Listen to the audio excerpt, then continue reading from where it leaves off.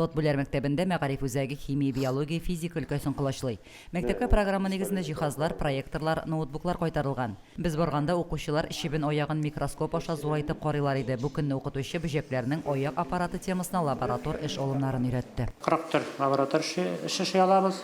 Һәм зурайту мөмкинлеген беренче микроскоп ярдәмендә тәсәйинди биология фәненнән мөмкинлекләр бездә күбрәк булачак. Чөнки күзәтү именно бара үсемлекләрне, кошларны һәм бөҗәкләрне.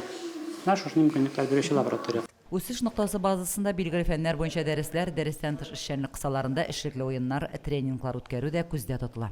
Бу безнең өчен инде искитмәле зур бүләк булды. 15-16 елларда капиталь ремонттан соң инде безнең мәктәбебез үзенең төзелешен күлмәк киеп, матур итеп үзгәртте. Инде безгә инде лаборатория, инде дәресләр үткәрү өчен әле бик зур мөмкинлекләр булмаган иде. Без инде моны сөенеп кабул иттек. Инде моны максатча кулланырга кирәк.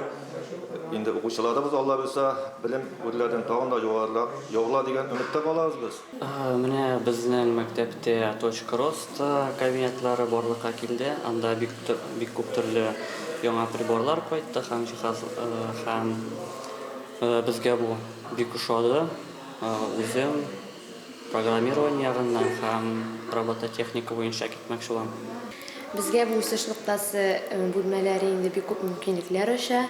Әле башка мәктәпләргә күреп без моның белән соклана идек. Хәзер инде үзебезнең мәктәптә дә бу бүлмәләрне эшләделәр. Без бик тә рәхмәтле инде. Әле бу бүлмәләр аның хәтле булыр дип уйламаган идек. Шуның хәтле матур төрле сурәтләр сурәтләнгән. Үсеш ноктасы исеменнән үк күренгәнчә, гомуми белем бирүнең сыйфатын күтәрү өчен шартлар формалаштыруны күз алдында тота. Үсеш ноктасы һәр укучының үсештә булуын тели. Лилия Шәймиева, Динар Нурытдинов, Мөслим телевидениесе.